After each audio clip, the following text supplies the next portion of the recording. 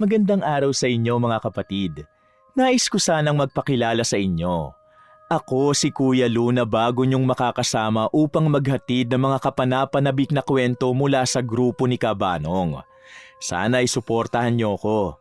Ngayon pa lang ay nagpapasalamat na ako. At ito po ang panimula ng aking unang kwento. Carmen anak, siya ang tita Rodora mo. Siya yung sinasabi ko sa'yo na kasintahan ko. Ano naman ngayon? Bakit siya nandito? Kasi anak, nasunog ang apartment na inuupahan niya. Wala pa siyang matitirhan ngayon. Naisip ko na dumito na muna siya sa atin. Ano?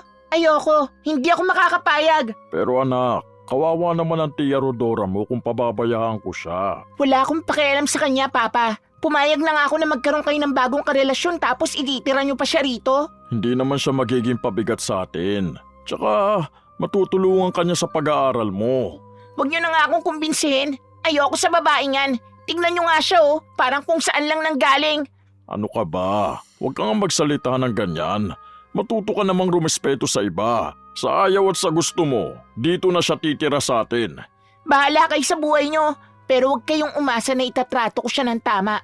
Sa dinami-dami ng babae sa mundo, yung babaeng mababa pang lipad ang kinuha niyo. Ikaw talaga.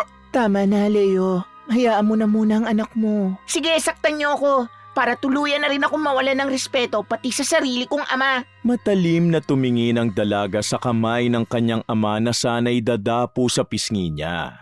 10 taon na ang lumipas mula nang mamatay ang kanyang ina. Halos ang lola na niyang nagpalaki sa kanya dahil palaging abala sa trabaho ang magulang. Madalas din siyang mapaaway sa kanilang lugar dahil sa pagiging maldita at matabil niyang dila. Wala siyang pakialam sa kung anuman ang mararamdaman ng mga taong nasasabihan niya ng masasakit na salita. Sa tuwing may bibili sa kanilang tindahan, palagi niya itong sinusungitan.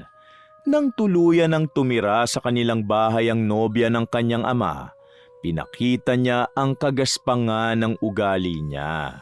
Carmen, may binili ako merienda para sa atin. Kumain ka na muna.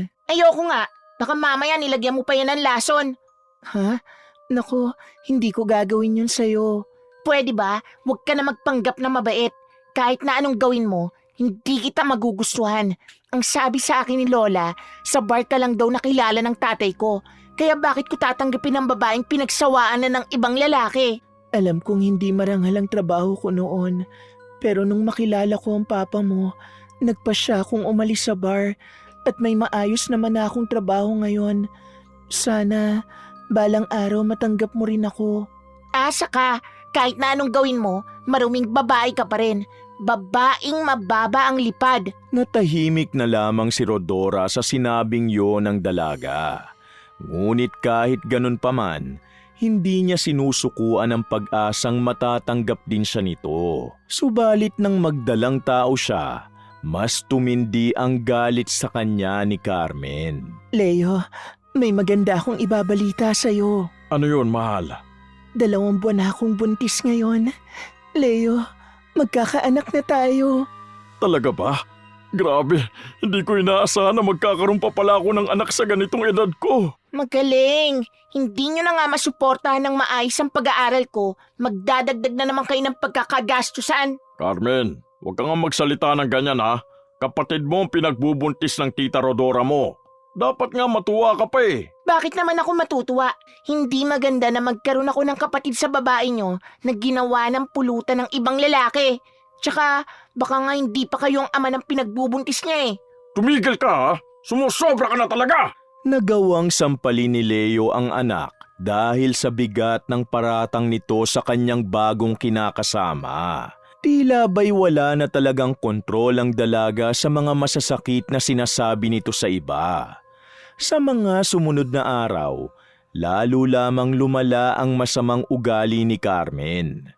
Nang madestino ang kanyang ama sa malayong lugar para magtrabaho, nanatili pa rin sa kanila ang tita Rodora niya. Nagdadalang tao man ang babae, nagawa niya pa rin itong pakitaan ng hindi maganda. Hoy, gumising ka na nga babae ka? Anong oras na pero wala pa rin tayong pagkain ah? Kanina pa ako nagugutom. Naku, pasensya ka na Carmen. Sobrang sakit kasi ng puson ko kagabi. Kaya napuyat talaga ako. Nako, nag-iinarte ka lang eh. Wala na rito ang papa ko. Kaya wag na kayong feeling Disney princess. Magluto ka na at laban na ang mga uniform ko. Masakit pa rin ang puson ko hanggang ngayon eh. Kaya hindi ko kakayanin na maglaba. Ay, napaka-arte naman talaga. Kapag hindi ka sumunod sa akin, tatawagan ko si Papa at sasabihin na hindi nyo malang ko inaasikaso at ginugutom nyo ako. Huwag mo yung gagawin, Carmen. Pagod ang papa mo sa trabaho. Kaya ayoko mag-alala pa siya. Kung ganon, kumilos ka na. Walang tigil siyang pinagbubulyawan ng dalaga at tinaasan pa siya ng kilay. Habang nagpapakahirap ang madrasta sa pag-aasikaso sa gawaing bahay, nagbabantay naman ng tindahan si Carmen. Ngunit lahat ng bumibili rito, pinagmamalditahan niya lamang.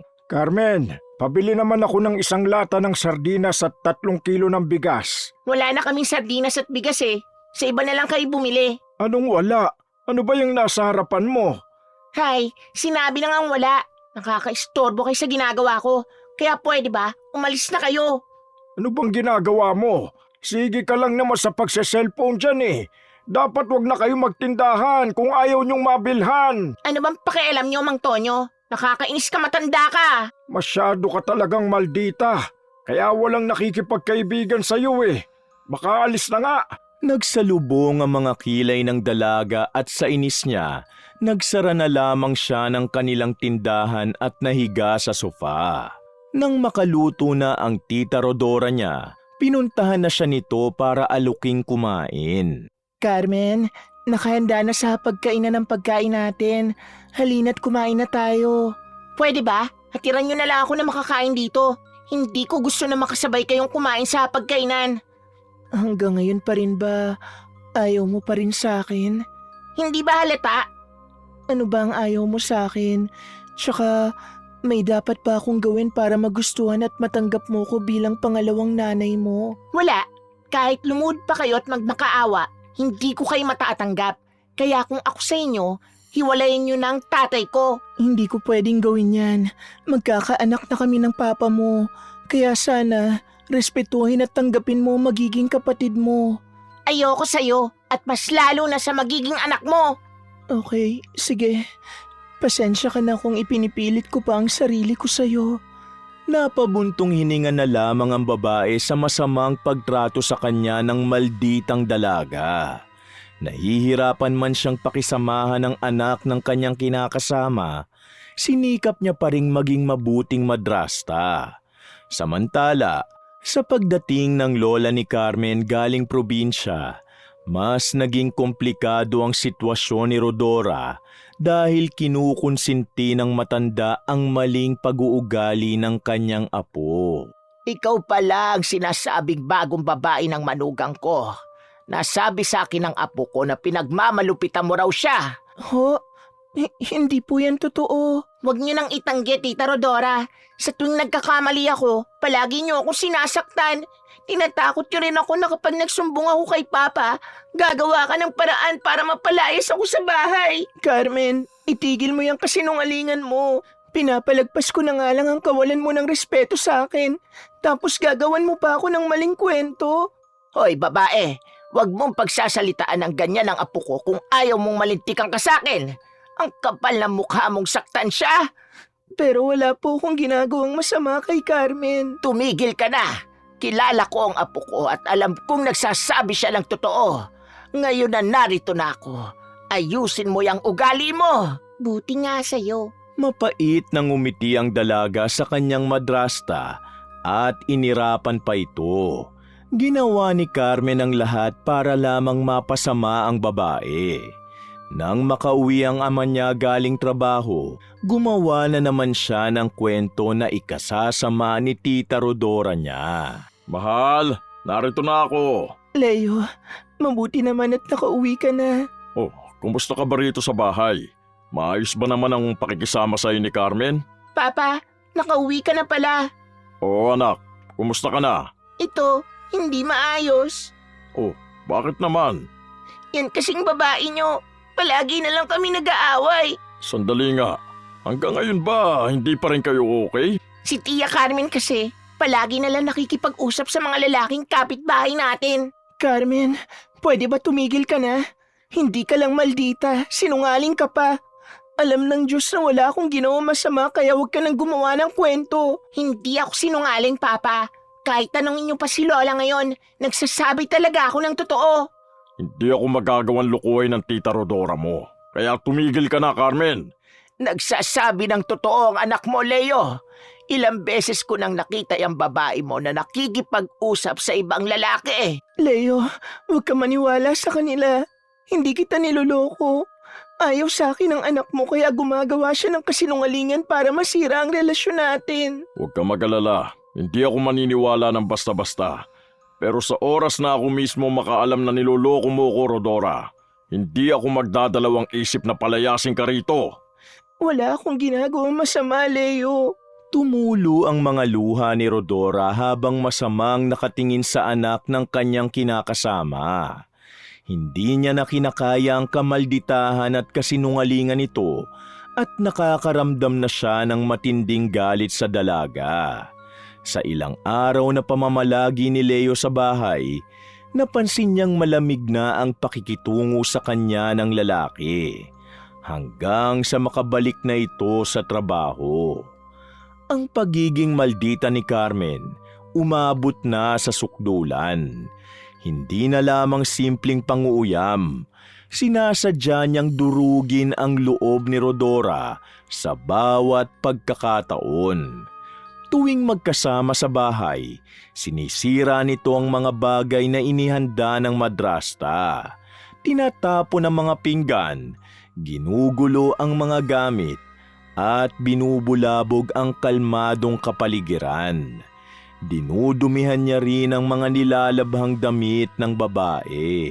Anong ginagawa mo? Bakit mo nilagyan ng putik ang mga damit na tapos ko ng labhan? Hindi naman maayos ang paglalaba mo eh, kaya dudumihan ko na lang ulit. Napakamaldita mo talaga, Carmen. Lahat na ng pakikisama ginawa ko na, pero masama pa rin ang ugali mo. Dahil ayoko sa'yo. Bakit kasi hindi mo nalang iwan ang papa ko? Maraming babae dyan na higit na babagay sa kanya kesa sa'yo. Wala ka na magagawa sa pagsasama namin dahil mahal ako ng ama mo. Mali ka.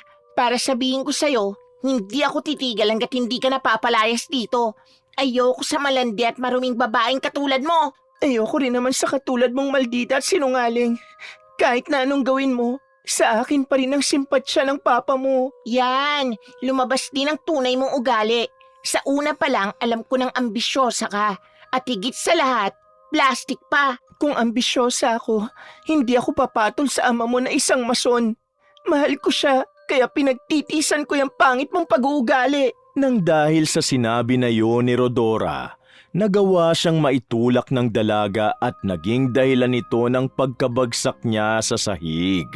Mabuti na lamang, hindi naapektuhan ang kanyang pinagbubuntis. Nang makatayo siya, walang pag-aalinlangan niyang sinampal si Carmen at nakita naman ito ni Lola Cora na mas nagpalala lang sa sitwasyon. Ang kapal na mukha mong sakta ng apo ko. Sino ka para manakit sa kanya? Ang apo niyo ang unang nanakit sa akin, Lola Carmen. Hindi niya na inisip ang pinagbubuntis ko. Ano man ang nagawa sa'yo ni Carmen, wala ka pa rin karapatan na saktan siya. Kaya mas lalong nagiging maldita yung apo niyo dahil kinukonsinti niyo. Sana naman magawa niyo siyang pagsabihan. Tumigil ka. Maayos ang pagpapalaki ko kay Carmen. Kaya ang ugali mo ang ayusin mo. Hindi ka niya talaga magugustuhan dahil malayong malayo ka sa nanay niya. Bukod sa malandi ka, wala ka pang pinag-aralan. Wala man akong pinag-aralan. Hindi naman ako katulad yun na konsentidor at masama ang ugali. Abay, sumosobra ka ng hayop ka. Humanda ka sa akin. Kinaladkad palabas ni Lola Cora ang babae at pinahiya ito sa mga kapitbahay. Inutusan niya rin ang apo na itapon ang mga gamit nito. Walang nagawa si Rodora nang palayasin siya ng matanda. Ang masakit pa, gumawa ito ng kwento para magalit din sa kanya ang lalaking kinakasama. Sa pangyayaring yon, hindi niya alam kung saan siya pupunta. Mabuti na lamang, nagmalasakit sa kanya ang asawa ni Mang Tonyo at pansamantala siyang pinatuloy sa tahanan ng mga ito. Maldita talaga ang apo ng matandang yon. Sa tuwing bibili ako sa tindahan nila, palagi na lang nakataas ang kilay at tamad pang pagbila ng mga bumibili sa kanila. Wala naman akong ginawang masama sa kanya. At ginagawa ko rin ang lahat para tanggapin niya ako. Pero hindi pa rin naging maayos ang trato niya sa akin. Hindi ko na alam kung saan tutuloy ngayon. Alam kong gagawa nila ako ng kwento para magalit sa akin si Leo. Kaya wala na akong ibang maisip na paraan. Huwag kang mag-alala, Iha. May kalakihan naman itong bahay namin eh. Pwede kang tumira rito pansamantala. Maraming salamat po sa inyo. Pero kung umuwi man si Leo sa bahay nila, subukan mo pa rin siyang kausapin para nang sa ganun, malaman naman niya ang panig mo. Opo, Mang Tonyo. Pero kung hindi man siya maniwala sa akin, hihingi na lang po ako ng sustento para sa magiging anak namin. Bumubuho sa mga luha ni Rodora habang hinihimas ang kanyang tiyan. Masakit sa kanya ang nangyari at kinasusuklaman niya ang dalaga at ang lola nito dahil sa ginawa ng mga ito sa kanya. Si Carmen naman natutuwa sa pagkawala ng madrasta niya sa kanilang tahanan. Masaya siya dahil wala nang sisira ng araw niya.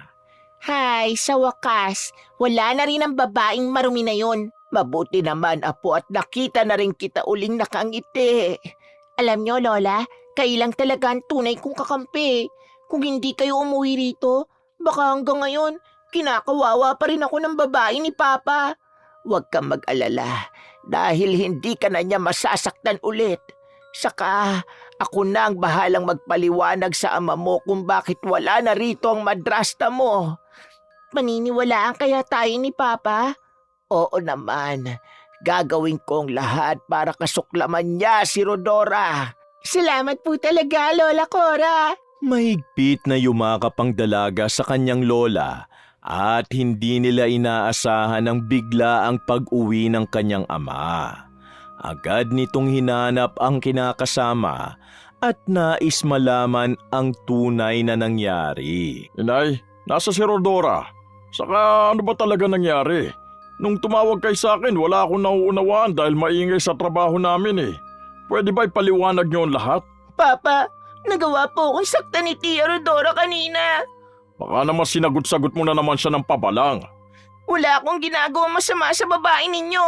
Leo, paniwalaan mo naman ang anak mo. Nasaksihan ko kung paanong saktan ng babae mo ang apo ko. Nung nabubuhay pa ang anak ko, hindi niya nagawang saktan si Carmen.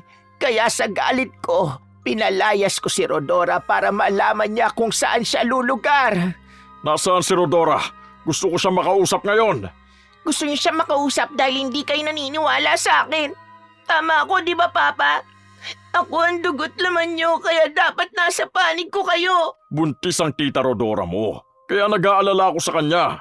Gusto ko siya makausap para na sa ganun, maayos natin ang problema. Hindi niyo ba talaga naiintindihan na nangyayari?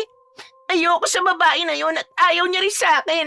Kung ipipilit niyo na pagsamahin kami, ako na lang ang lalayas. Padabog na nagtungo ang dalaga sa kanyang silid at doon nilabas ang sama ng loob sa ama.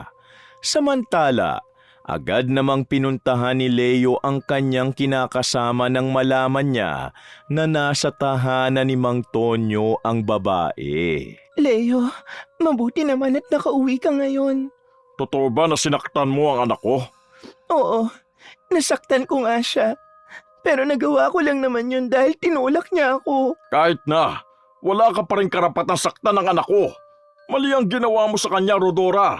Paano kanya magugustuhan kung hindi ka magpapakumbaba? Lahat ng pakikisama sa anak mo ginawa ko na.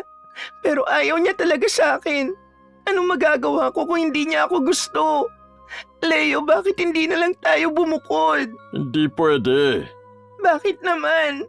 Hindi ko kayang iwan ang anak ko, Rodora. Wala na siyang ina at kailangan niya ako. Kung ganon, Maghiwalay na lang tayo. Sustentuhan mo na lang ang pinagbubuntis ko. Nakakuyom ang kamao ni Rodora habang sinasabi yun kay Leo. Masakit para sa kanya na mawala ng ama ang kanyang pinagbubuntis. Ngunit wala na siyang magagawa kundi tapusin na lang ang kanilang relasyon. Ang pagkasuklam niya naman sa dalagang anak ng kanyang kinakasama, mas lumalim pa. Nang araw na papunta sana ang babae sa center para magpatingin, napansin nito ang isang motor na paparating sa kinaroroonan. Hindi niya na alam ang mga sumunod na nangyari dahil nawala na siya ng malay. Subalit malinaw sa paningin niya na si Carmen ang nagpapaandar ng motor na nakabundol sa kanya. Pag-uwi naman sa bahay ng malditang dalaga, Apo, bakit ba kanina ka pa hindi mapakali? Ano bang nangyayari sa'yo? Lola Cora, kanina habang dala ko ang motor ni Papa, hindi ko sinasadya na mabundol si Tita Rodora. Ano? Hindi ko alam ang gagawin at natatakot ako dahil nakita kong duguan siya. May nakakita ba sa nangyari? Hindi ko po alam, Lola. Anong gagawin ko? Kumalma ka lang. Maayos din natin ang problemang ito. nanginginig sa matinding takot ang dalaga dahil alam niyang nasa delikadong kalagayan ng kanyang madrasta. Nang magising si Rodora, ramdam niya ang matinding sakit ng katawan. Halos gumuho naman ang kanyang mundo nang malaman kay Mang Tonyo na wala na ang ipinagbubuntis niya. Dinala siya nito sa ospital kaya ito rin ang nag-asikaso sa lahat. Makalipas ang 1 linggo mula nang makauwi siya, habang nakatulala sa kawalan, napansin niya ang isang malaking kahon na nasa ilalim ng lababo. Nang bubuksan niya ito, biglang dumating si Mang Tonyo at pinigilan siya sa kanyang gagawin. Anong ginagawa mo? Huwag mong pakialaman ang kahon na yan. Pasensya na po. Kumusta na ba ang pakiramdam mo? Alam kong nalulungkot ka pa rin sa pagkawala ng pinagbubuntis mo. Pero huwag kang mag-alala dahil magbabayad din ang taong pumatay sa anak mo. Sa totoo lang, gusto ko siyang sugurin at saktan ngayon. Ang kaso nanghihina at natatakot ako sa pwedeng gawin sa akin ni Leo. Ayoko magalit siya sa akin at kamuhian niya ako. Pero Mang Tonyo, sobrang sakit ang ginawa ng Carmen na yun sa akin. Makakaganti ka rin sa kanya. Hindi matanggap ni Rodora ang masamang sinapit niya. Sagad na sa buto ang galit niya sa dalaga at hinihiling niya na sana'y magkaroon ito ng malubhang sakit na wala ng lunas. Sa mga sumunod na araw, bigla namang nakaramdam si Carmen ng kakaibang paninikip ng dibdib. Hindi masakit, ngunit mabigat at para bang may nakadagan sa kanyang paghinga. Sinabayan pa ito ng walang dahilan na pagkahilo at panginginig ng katawan tuwing sasapit ang hating gabi. Noong una, inakala niyang pagod lamang yun. Subalit nang magsimula siyang mawala ng ganang kumain at makaramdam ng tila gumagapang sa loob ng kanyang sikmura, doon na siya kinabahan. May mga pagkakataon na nagigising siya sa malamig na pawis. Pakiramdam niya, may mga matang nakamasid sa dilim. Lola Carmen, tulungan niyo naman ako. Hindi po ako makatulog na maayos. Abay, bakit naman? Kapag ipipigit ko po ang mga mata ko, parang may tao sa tabi ko. Tapos parang kakapusin ako sa paghinga. Baka naman nakalimutan mong magdasal bago matulog. Uminom ka na muna kaya ng tubig para kumalma ang pakiramdam mo. Taray! Ang sakit ng tiyan ko! Sandali. Kukuha ko ng panghaplos. Sobrang sakit po, Lola Cora! Ay, Diyos ko, ano ba nangyayari sa'yo? Pinagpapawisan ka pa ng malamig. Nasa trabaho pa naman ang ama mo. Lola, ang sakit na talaga ng tiyan ko. Hindi ko na po kaya. Labis na namilipit sa sakit ang dalaga at halos hindi na makapagsalita. Napayakap siya sa sariling tiyan habang nanginginig ang buong pangangatawan. Agad na napatawag si Lola Cora ng tulong sa mga kapitbahay. Hindi nagtagal, isinakay si Carmen sa tricycle. Hirap na hirap siyang huminga at napapapikit sa matinding kirot. Sa buong biyahe, paulit-ulit niyang tinatawag ang ama habang mahigpit na kumakapit sa kamay ng kanyang lola. Pagdating sa ospital, mabilis siyang isinugod sa emergency room. Nagkatinginan ng mga doktor dahil wala silang makitang malinaw na sanhi. Ngunit patuloy ang pagdurusa ni Carmen na para bang may hindi nakikitang puwersa ang sumasalakay sa kanyang katawan. Ilang oras ang lumipas bago siya napakalma ng gamot na binigay ng doktor sa kanya. Apo, kumusta ka na? Masakit pa rin ba ang tiyan mo? Hindi na po masakit ang tiyan ko, Lola. Nga pala, nakontak niyo na po ba si Papa? Ay nako, ewan ko ba sa ama mo. Nakailang tawag na ako pero hindi man lang sumasagot. Hanggang ngayon wala pa rin siyang pinagbago. Mas sinuuna niya pa rin ang trabaho. Yan ang problema sa kanya kaya nagkasakit ang nanay mo. Kung may hanap buhay lang ako, isasama na kita sa probinsya at sa amin ka na lang ng lolo mo tumira. Ayoko sa probinsya. Ang hirap kaya ng buhay doon. Nga pala, sabi ng doktor, wala naman silang nakitang problema sa mga pagsusuring ginawa sa'yo. Pero nagbigay sila ng gamot pang tanggal kirot. Inumin mo na lang kung sakali mang sumakit uli ang tiyan mo. Sana nga hindi na sumakit ang tiyan ko. Marahas na napabuntong hininga ang dalaga sa nangyaring yun sa kanya. Sa tuwing maaalala niya ang sakit na naramdaman, nanlalamig ang kanyang katawan. Sa kabilang banda, labis namang natuwa si Rodora nang malaman ang sinapit ng dalaga. Mukhang maayos na yata ang pakiramdam mo ngayon. Kanina ko pa napapansin ang malaki mong ngiti. Opo, Mang Tonyo. Nalaman ko sa kapitbahay, sinugod sa ospital si Carmen dahil sa sakit ng tiyan. Mukhang nagsisimula na yata ang karma niya. Sabi ko naman sa iyo may araw din siya. Hindi natutulog ang Diyos dahil sa bawat hinaing natin. Naririnig niya tayo. Sana magkaroon ng kamalasan sa buhay nila. Yung magbibigay sa kanila ng matinding paghihirap. Mukhang malaki na talaga ang galit mo kay Carmen. Alam mo ba, nag-aalala sa iyo ang asawa ko. Kaya palagi siyang gumagawa ng tsaa. Gusto niyang bumuti na ang lagay mo. Maraming salamat po talaga sa inyong mag-asawa. Kahit hindi niyo ako kilala masyado, pinatira niyo pa rin ako rito. Alam mo, sa totoo lang, nakikita ko sa iyo ang namatay naming anak. Buntis siya ng kitilin niyang sariling buhay. Masakit sa amin bilang mga magulang dahil wala kaming nagawa para protektahan siya. Kung hindi niyo po mamasamain, Mang Tonyo, pwede ko bang malaman kung bakit siya nagpakamatay? Hindi siya pinanagutan ng lalaking nakabuntis sa kanya. Katulad ng ginawa sa iyo ni Leo. Hindi siya nanindigan para protektahan ka. Tama kayo, Mang Tonyo. Nakaramdam ng kirot sa puso ang babae dahil nasasaktan pa rin siya sa hiwalayan nila ni Leo. Hindi man lang siya nito nagawang ipaglaban at parang binaliwala ang pagkawala ng kanilang magiging anak. Lumipas pa ang 1 linggo, muli na namang nagdusa sa matinding sakit si Carmen. Hindi na ito basta simpleng pananakit. Tila may pumipilipit sa loob ng kanyang sikmura. Parang may buhay na gumagalaw at unti-unting pumipiga sa bawat sandali. Madalas siyang mawala ng lakas kahit nakahiga lamang. At ang dating bigat sa dibdib, naging mas malala at mas matindi.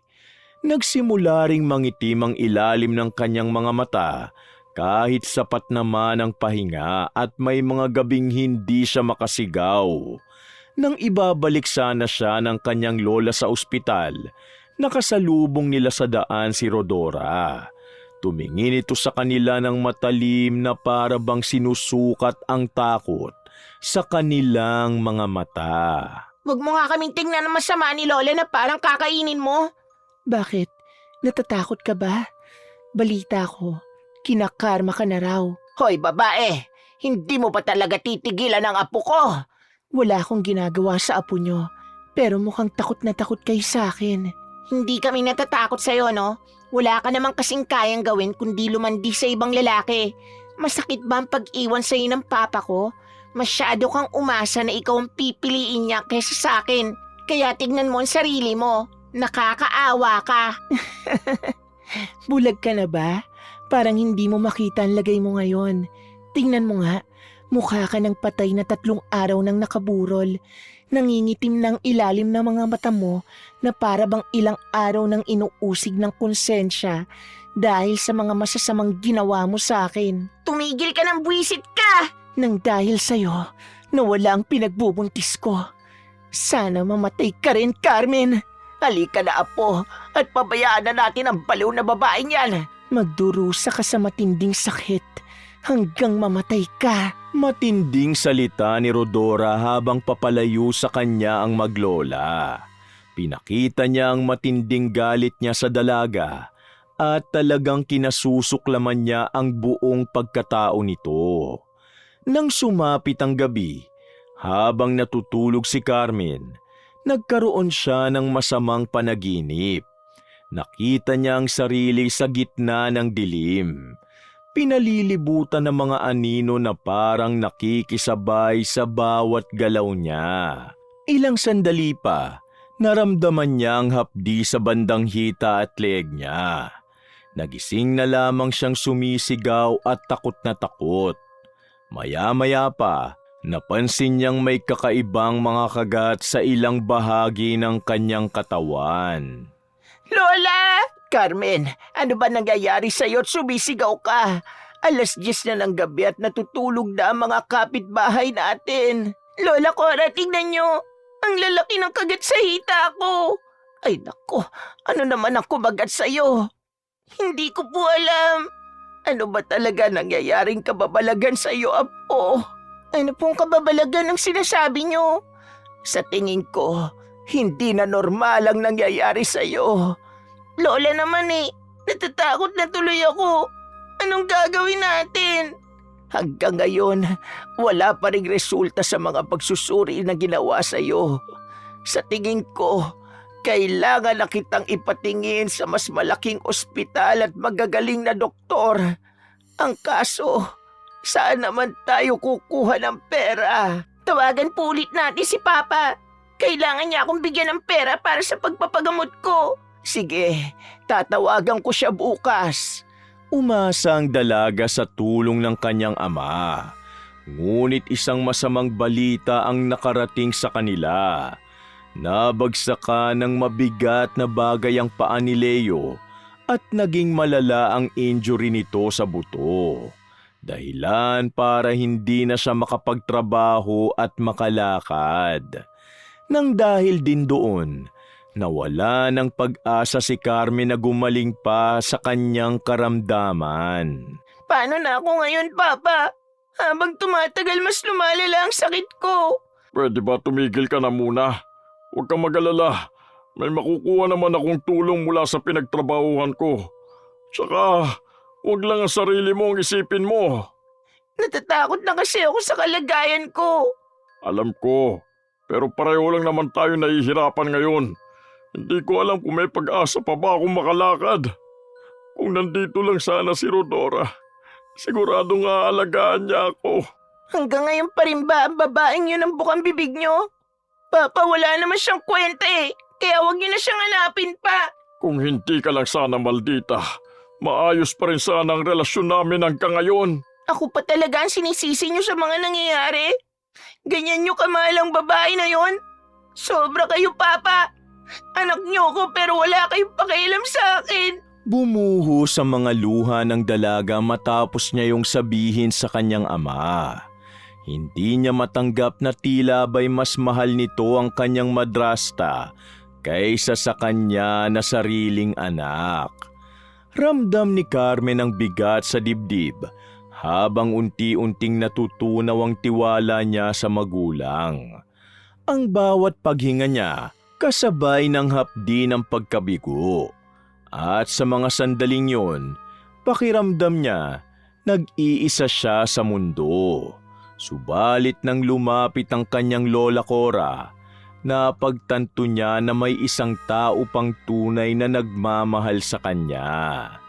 Dinamayan siya nito sa bawat kirot na kanyang nararamdaman. Tumahan ka na, Carmen. Lalo lang makakasama sa iyo kung palagi kang iiyak. Nakakainis kasi si Papa eh. Kung pagsalitaan niya ako, parang hindi niya ako anak. Huwag mo nang dibdibin ang mga sinabi ng ama mo. Mukhang wala na tayo magagawa pa sa pagiging bulag niya sa babaeng yon. Hayaan mo.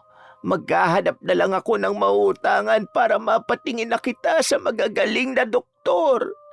Mabuti na lang talaga. Nandito kayo, Lola. Kayo na lang talaga ang maaasahan ko. Mahigpit na yumakap ang dalaga sa kanyang lola habang pinupunasan ng mga luha. Nang magkaroon ng pera para sa pagpapagamot niya, nahirapan pa rin ang mga doktor na suriin at tukuyin ang sakit niya. Kaya naman labis nasaktan si Carmen sa pagkabigo nilang yun.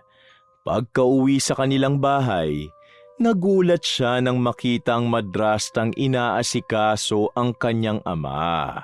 Ano? Kumusta ang pagpapatingin mo sa doktor? Anong ginagawa mo rito?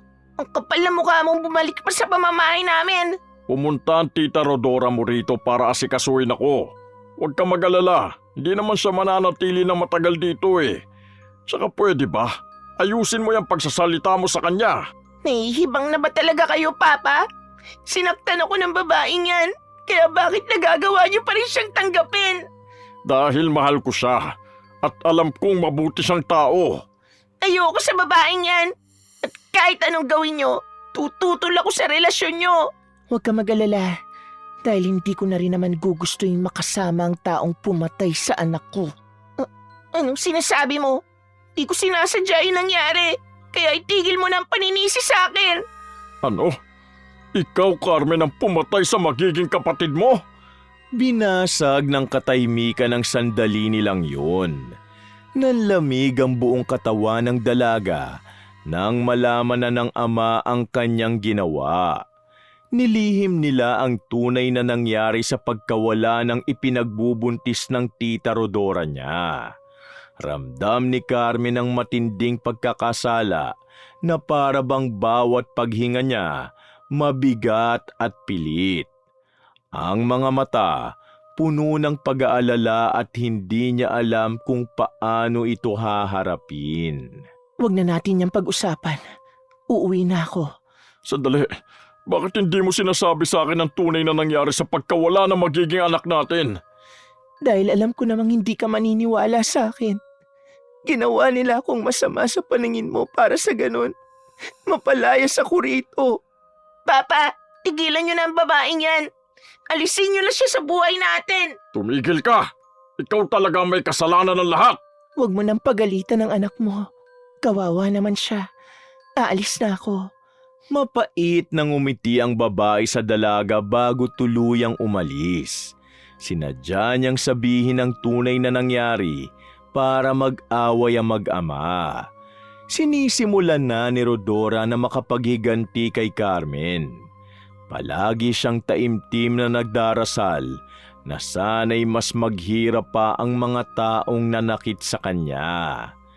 Isang gabi, habang natutulog ang babae, nakaramdam siya ng malamig na hangin na gumising sa kanya.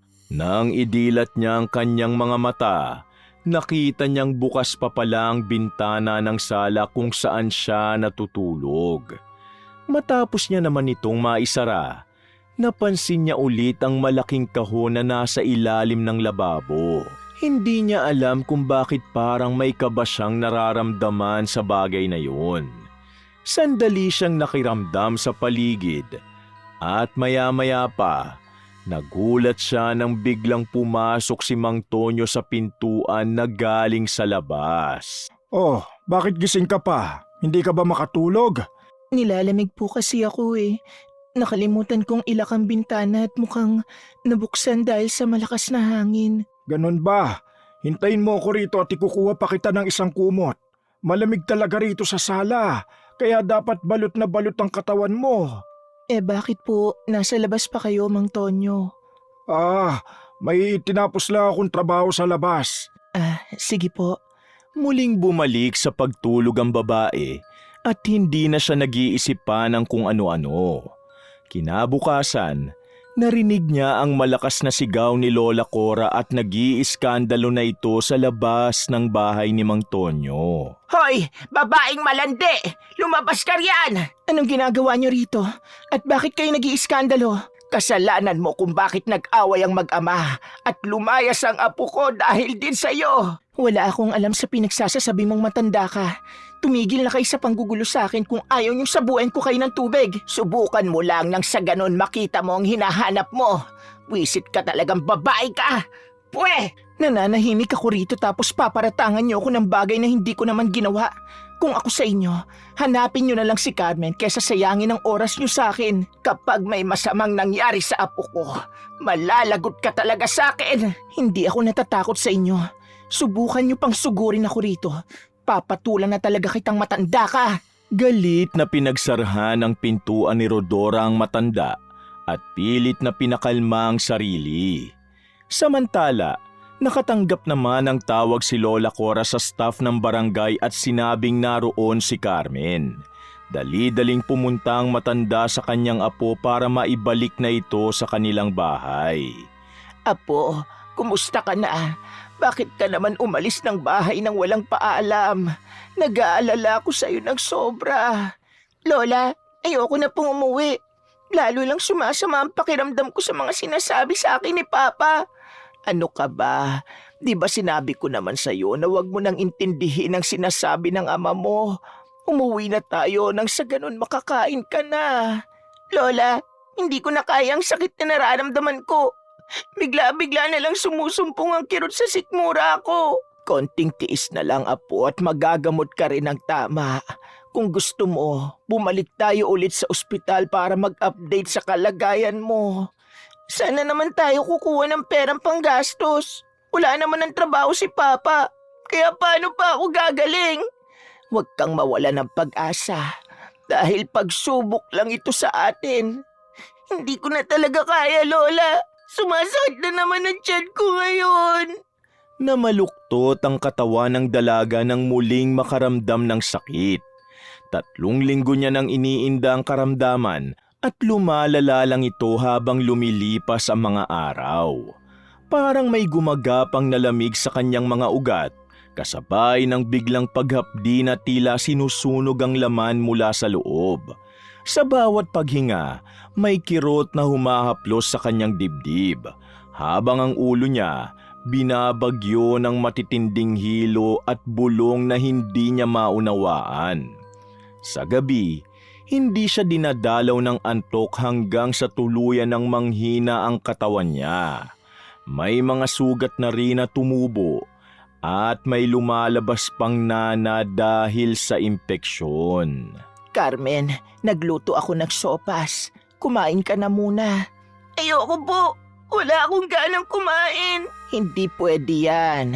Paano babalik ang lakas mo kung ayaw mong kumain? Sige na at susubuan na lang kita. Bakit pa ako kakain kung isusuka ko lang din naman yan? Napapagod na ako, Lola. Kahit na, ang importante, nalalagyan pa rin ng laman ng sikmura mo. Kumain ka na. Ayoko nga sabi. Bakit ba ang kulit mo? Umayos ka nga, Carmen. Akala mo ba ikaw lang ang nahihirapan? Hirap na rin ako dahil palagi na lang akong umiiyak at pinagdarasal na sana gumaling ka na. Dapat kasi hindi nyo na ako hinanap at binalik dito sa bahay. Para nang sa ganun wala na kayong iintindihin. Tumigil ka na nga at baka marinig ka pa ng ama mo. Bakit? Wala naman siyang pakialam sa karamdaman ko Dahil ang babae niya lang ang mahalaga sa kanya.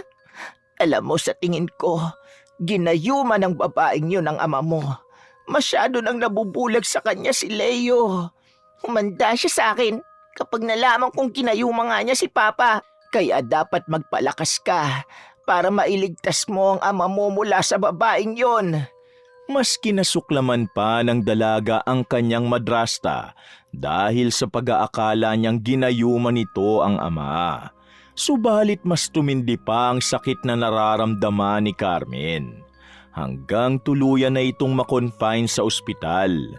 Nanghina na rin ang mga buto niya sa paa at unti-unti nang nalalaga sa mga ngipin sa hindi malamang dahilan. Sa kabila ng hirap na kanyang nararanasan, bumubuti naman ang lagay ng magulang. Bahagya na itong nakakalakad at gumagawa na ng paraan para muling suyuin si Rodora. Tigilan mo na ako, Leo. Si Carmen dapat ang mas iniintindi mo ngayon. Tanggap ko nang wala na talagang mangyayari sa relasyon natin.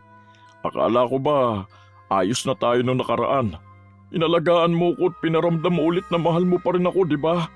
Bakit sumusuko ka na naman ngayon? Rodora, nakikiusap ako. Bigyan mo pa sana ako ng isang pagkakataon. Tama na. Ayoko na, Leo. Unahin mo muna ang anak mo dahil kailangan ka niya. Kapag nalaman ni Carmen ang pakikipagbalikan mo sa akin, siguradong sisisihin na naman niya ako sa mga masasamang nangyayari sa kanya. Huwag ka mag-alala. Kakausapin ko siya mamaya. Babalik ako rito at hindi ako susuko sa pagmamahal ko sa'yo. Desidido na talaga ang lalaki na muling makasama ang babaeng minamahal. Kaya naman nagtungo siya sa ospital para kausapin ang kanyang anak na patuloy na naghihirap sa karamdaman nito. Anong masamang hangin ang tumulak sa inyo para pumunta rito? Anak, pwede ba? Makipag-usap ka naman sa akin na maayos. Alam kong hindi maganda ang lagay mo ngayon. Pero nakikiusap ako sa iyo na sana naman matapos na ang gusot sa pagitan nyo ng tita Rodora mo. Sinasabi ko na nga ba eh. Pumunta ka rito hindi dahil nag-aalala kayo sa lagay ko, kundi pipilitin lang akong tanggapin ang babae nyo. Pinagdarasal ko rin na sana gumaling ka na. At kapag tinanggap mo si tita Rodora mo, maaalagaan ka niya rito sa ospital. Tumigil ka na, Leo.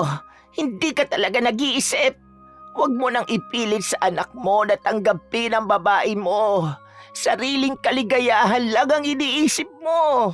Kayo ang tumigil, inay. Kaya naging masama ang ugali ng anak ko dahil sa inyo eh. Ilang taon ako nagtiis sa pakikialam nyo sa pagsasama namin ng anak nyo. Ngayon na hindi na nagiging maganda ang lahat. Hayaan nyo kung disiplinahin si Carmen. Ang kapal na mukha mong sabihin yan. Sa dinami-dami kong tinulong sa pagsasama nyo ng anak ko, sisisihin mo pa ako sa nangyayari sa apo ko. Abay, nababaliw ka na talaga. Tama na. Huwag na kayong magsisihan sa nangyayari sa akin. Mas mainam pa na pabayaan nyo na lang ako.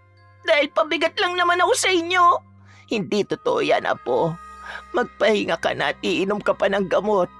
At ikaw naman, Leo, umalis ka na rito dahil lalo mo lang pinalalala ang kondisyon ng apo ko.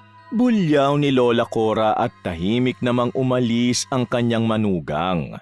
Buong araw niyang inaalagaan ang apo kahit na nahihirapan na ito. Sa ilang araw na pagpupuyat ng matanda, nanghina na rin ang katawan nito at nagising na lamang si Carmen na wala ng buhay ang kanyang lola. Inatake ito sa puso dahil sa matinding pagod.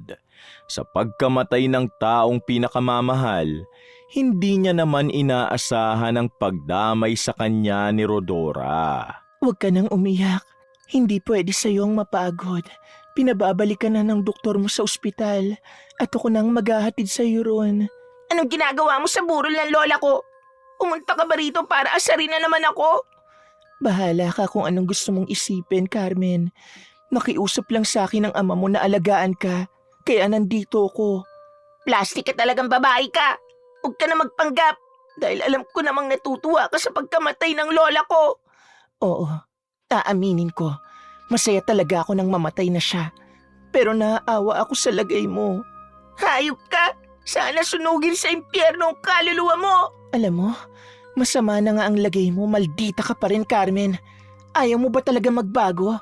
Para sabihin ko sa'yo, habang buhay kitang kasusuklaman, nandidiri ako sa pagkatao mo.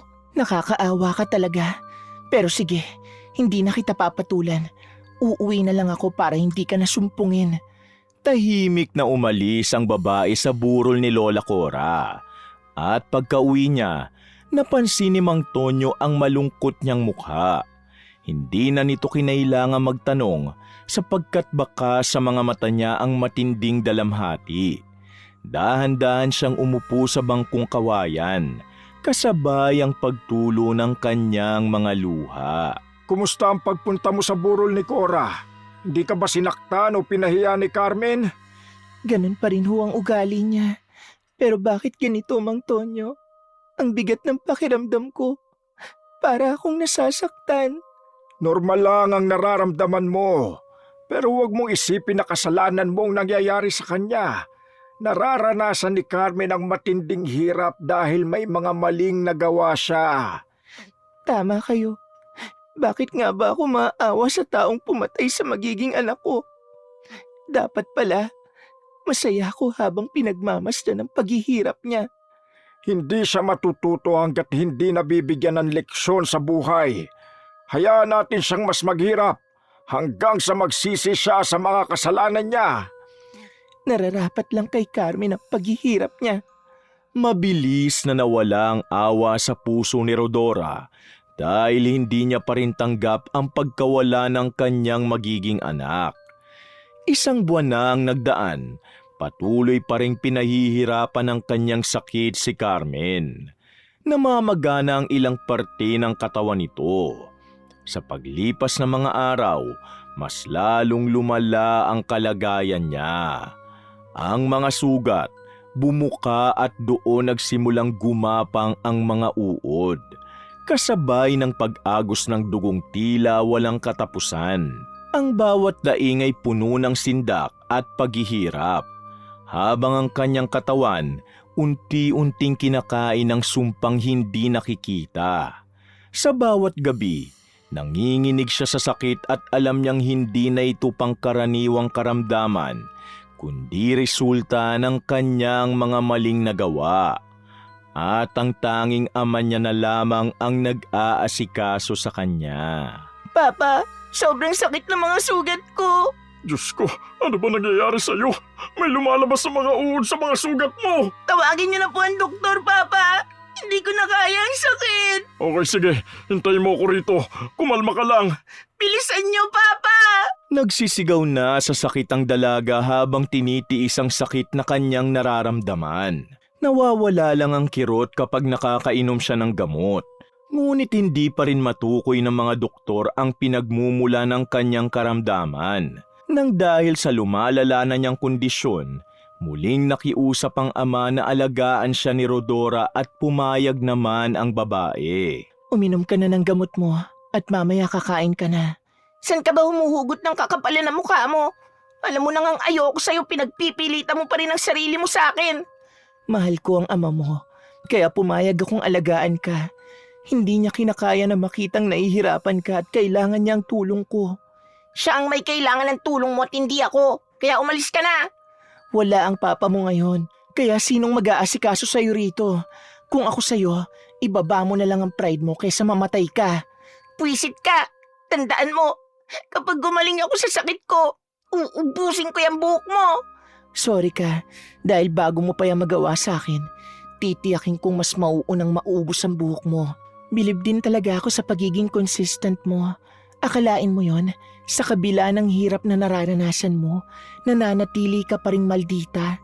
Napapahanga mo talaga ako sa ugali mong yan. Sabihin mo nga, ginayuma mo ba ang papa ko? Kaya baliw na baliw siya sa'yo. Walang maganda sa pagkatao mo. Kaya paano kanya minahal ng higit pa sa akin na anak niya? Kung ano-ano na lang ang sinasabi mo, kung ako sa'yo, magpahinga ka na lang.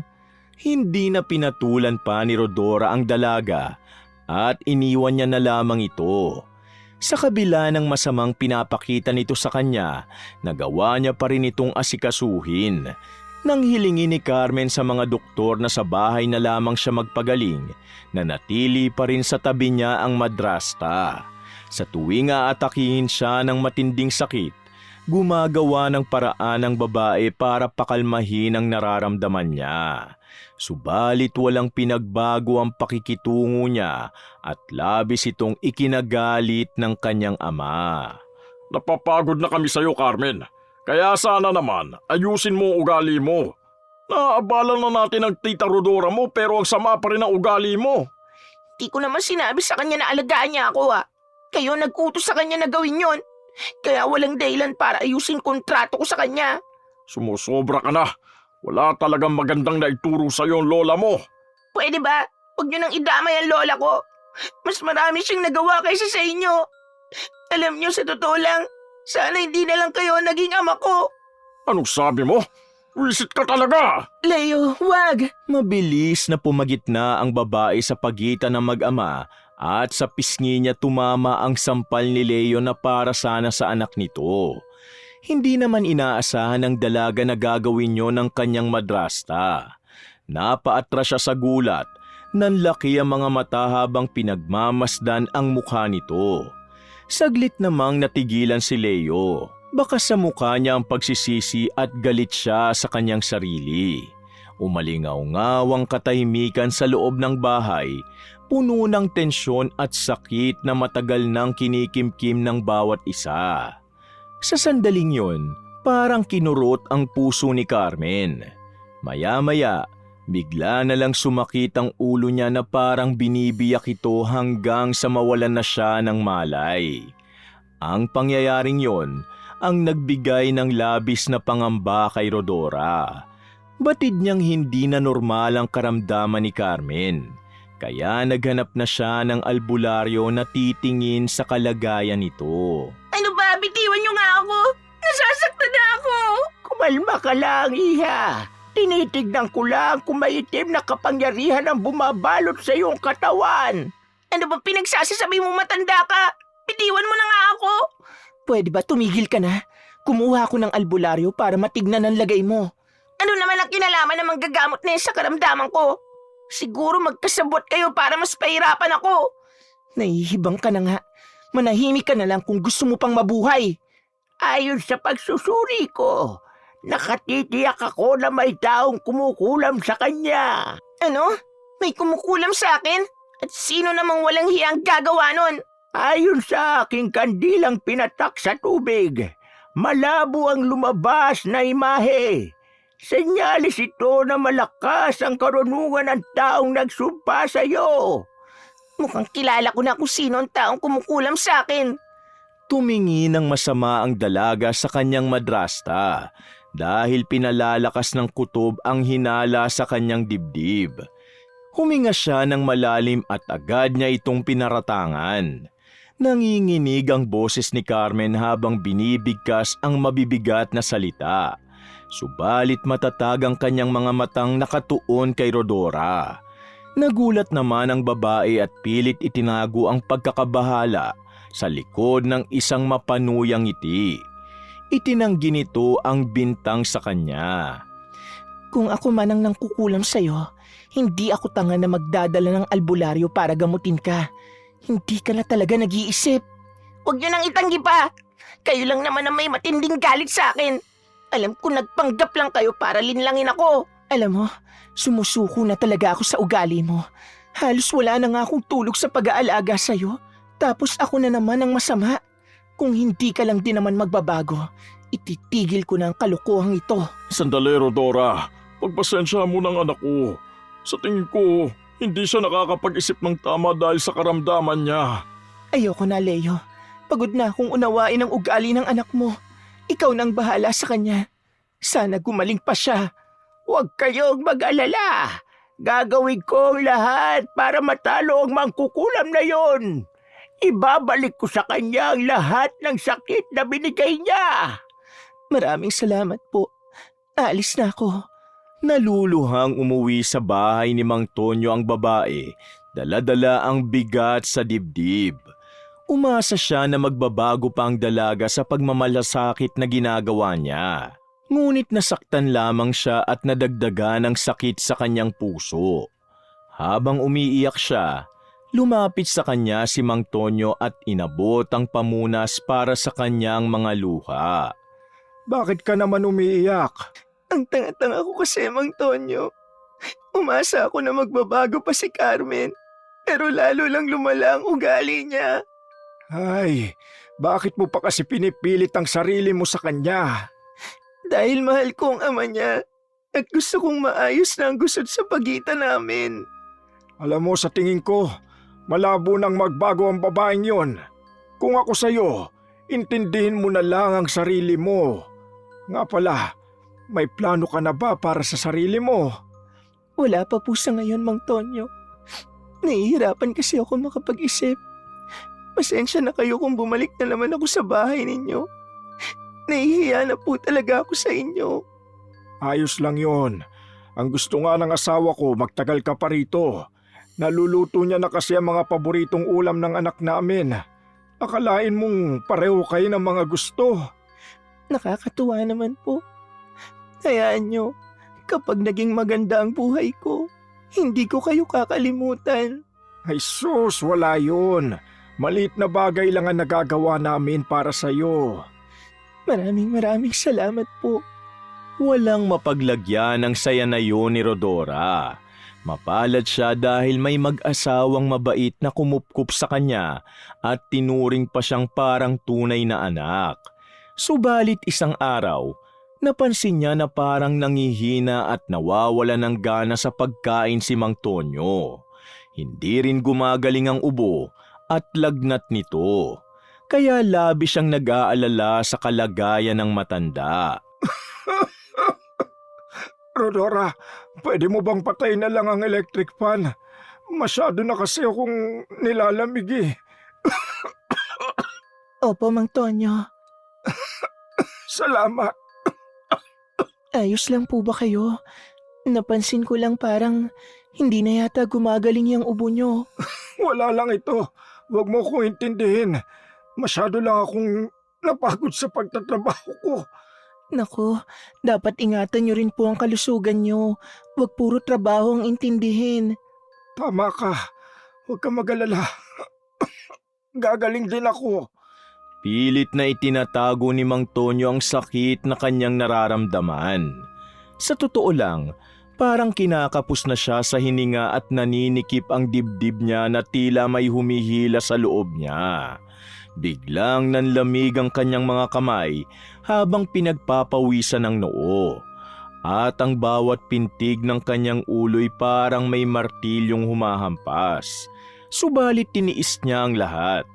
Nang gabing matutulog na sana sila, narinig nila ang malakas na pagkatok ni Leo sa pintuan ng kanilang bahay. Agad naman itong pinagbuksan ni Rodora at mababaka sa mukha ng lalaki ang matinding takot. Anong ginagawa mo rito, Leo? Malalim na ang gabi kaya hindi mo dapat iniiwang mag-isa ang anak mo.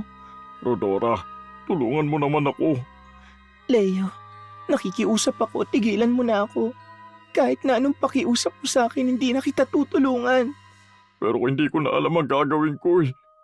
Sumusuka na ng dugo si Carmen. Ano? Nagulat ang babae sa sinabing yun sa kanya ni Leo at agad nilang tinungo ang dalaga upang tignan ang lagay nito. Pagkarating nila roon, naabutan niyang sumusuka nga ng dugo si Carmen na may kasamang mga insekto. Pilit na humihinga ng malalim at nahihirapan ng kumalma. Ngunit unti-unting tumindi ang kirot sa kanyang tiyan at dibdib. Nahihirapan na ako. Gusto ko na lang mamatay. Huwag mo yung sasabihin, Carmen. Tatagan mo pa ang loob mo. Magagamot ka rin ng albularyong kinuha ko. Gagaling lang ako kung aalisin mo na ang sumpa sa akin. Kahit mamatay man ako ngayon, patuloy kong igigiit na wala akong kinalaman sa nangyayari sa'yo. Hindi ako naniniwala sa'yo. Huwag ka na magsalita dahil lalo ka lang mahihirapan, Carmen. Carmen anak, huwag ka na magalit kung nandito na naman ang tita Rodora mo. Wala na kasi akong alam na pwede nating hinga ng tulong eh. Tawagan niyo na lang yung albularing gumagamot sa akin at palayasin niyo na ang babaeng yan. Hindi naman ako magtatagal dito. Pero titiyakin ko na kalmado na ang lagay mo bago ko umalis. Bukas pa ang balik ng manggagamot. Kaya wag mong kalimutang inumin ang gamot mo. Umalis ka na. Lalo lang ako nangihina sa'yo. Pagtataas pa ng boses ng dalaga, ngunit tila walang narinig ang babae. Nanatili lamang sa tabi hanggang mawala ang sakit na nararamdaman niya. Malalim na ang gabi nang makauwi naman si Rodora sa bahay ni Mang Tonyo. Dahan-dahan niyang binuksan ang pinto at nang makapasok na siya, napansin niya na nakabukas pa ang kwarto ng mag-asawang matanda.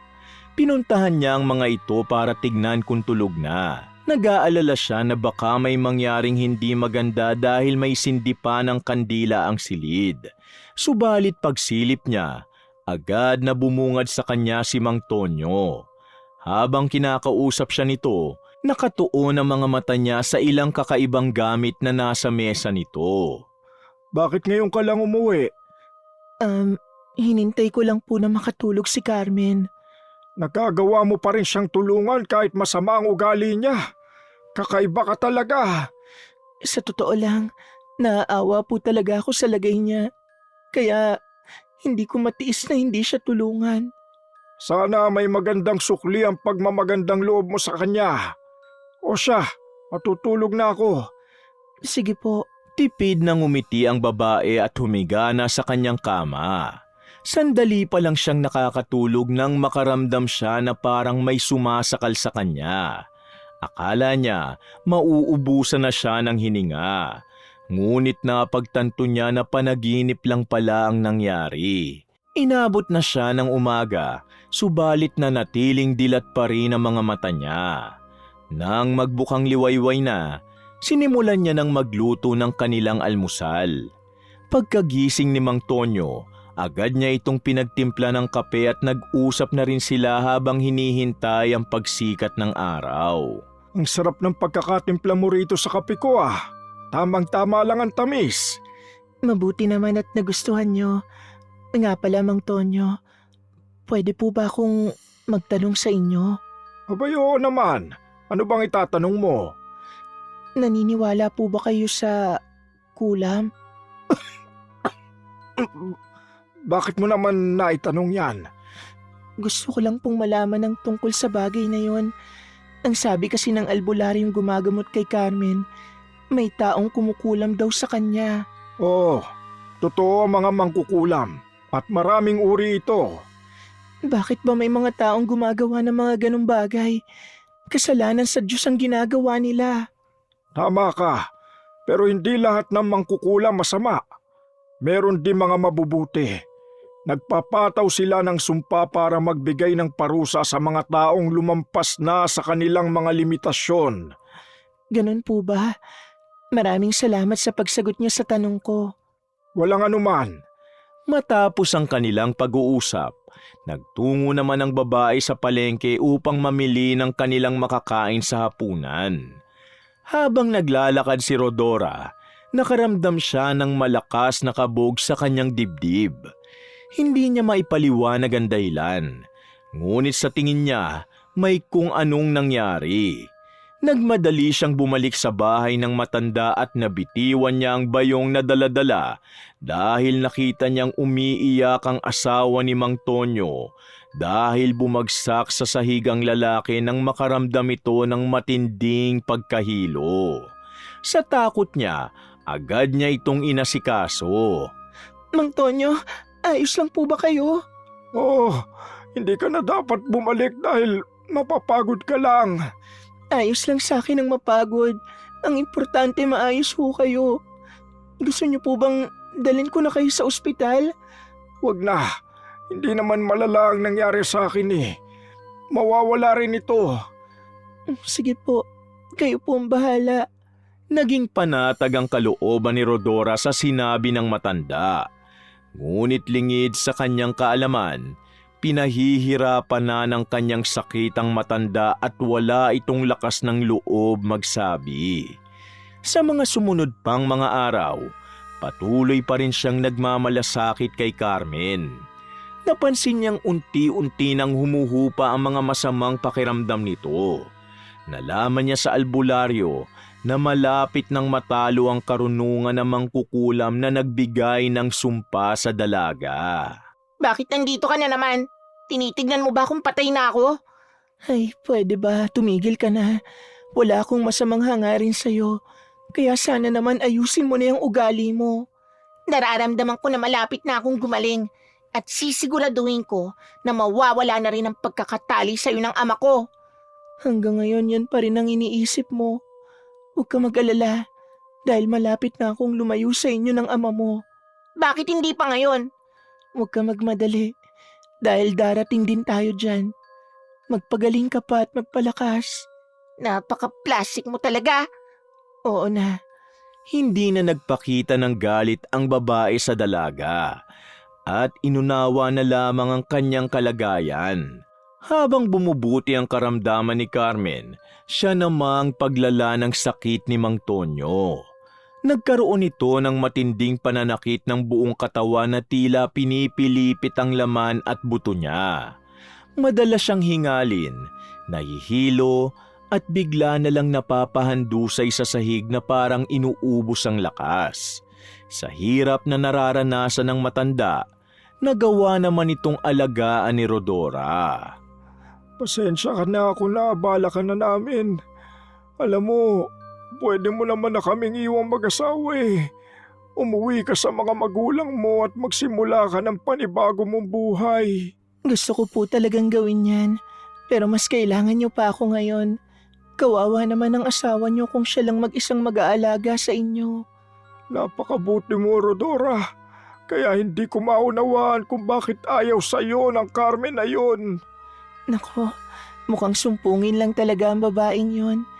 Hindi ko na nga lang siya pinapatulan dahil naaawa ako sa kanilang mag-ama. Naaawa ka pa rin sa kanya kahit nakagawa siya ng kasalanan sa'yo. Ay, kakaiba talaga ang puso mo. Sa totoo lang po, hanggang ngayon galit pa rin ako sa kanya. Pero napapansin ko parang mas lalo lang bumibigat ang kalooban ko kapag iniinis ko siya. Balita ko malapit na siyang gumaling at natatakot ako na baka kapag bumalik na ang lakas niya, magawa ka niya ulit saktan. Nako, hindi niya na po yun magagawa dahil kaya ko nang protektahan ang sarili ko, Mang Tonyo. Rodora, kung sakali man na mamatay ako, pwede mong buksan ang kahon na nasa ilalim ng lababo. May iniwan akong sulat doon pero saka mo na basahin kapag wala na ako. Mang Tonyo naman huwag niyo na po yang sabihin. Imposibleng mamatay kayo dahil malakas pa naman ang pangangatawan niyo. Saka nandito ako para alagaan kayo. Tutulungan ko ang asawa niyo sa pag-aasikaso sa inyo. Malaki ang utang na loob ni Rodora sa mag-asawa, kaya naman hindi niya iniwan ang mga ito at patuloy na inalagaan. Lumipas ang 1 linggo, tuluyan nang humina ang katawan ni Mang Tonyo at pumanaw na rin. Habang nakaburo lang matanda, naalala ng babae ang sinabi nito sa kanya na maaari niyang buksan ang kahon sa oras na wala na ang lalaki. Nang malaman niyang nasa loob nito, nangilabot siya dahil doon niya nakita ang mga gamit sa pangungulam. Hindi niya inaasahan na ang taong tumulong sa kanya ang siyang nagbigay ng sumpa sa dalaga. Nang babasahin niya ng sulat na iniwan sa kanya, narinig niya ang galit na boses na si Carmen. Sinasabi ko na nga ba, may kinalaman ka sa nangyayari sa akin. Ha? Ano bang pinagsasasabi mo? Huwag ka na magmaang-maangan pa dahil sinabi na sa akin ng albularyo na si Mang Tonyo nagkulam sa akin at ikaw naman ang humiling sa kanya na gawin ang bagay na yun sa akin. Carmen, maniwala ka. Ngayon ko lang din nalaman na si Mang Tonyo nagbigay ng sumpa sa'yo. Ito nga ang sulat niya sa akin, oh. Wala akong pakialam sa sulat na yan. Hindi mo na kami maluloko ngayon ni Papa. Rodora, nagtiwala ako sa'yo at umasa pa na magkakaayos pa tayo. Pero ikaw pala ang dahilan ng pagkakaroon ng sakit ni Carmen? Leo, maniwala ka sa akin. Wala talaga akong kinalaman sa nangyari sa anak mo. Nakagawa man siya ng kasalanan sa akin. Kahit kailan hindi ko naisip na kulamin siya. Tumigil ka na! Kung ako sa'yo, umalis ka na sa lugar na to at huwag ka na magpapakita sa amin. Bahala kayo kung ayaw niyo maniwala sa akin.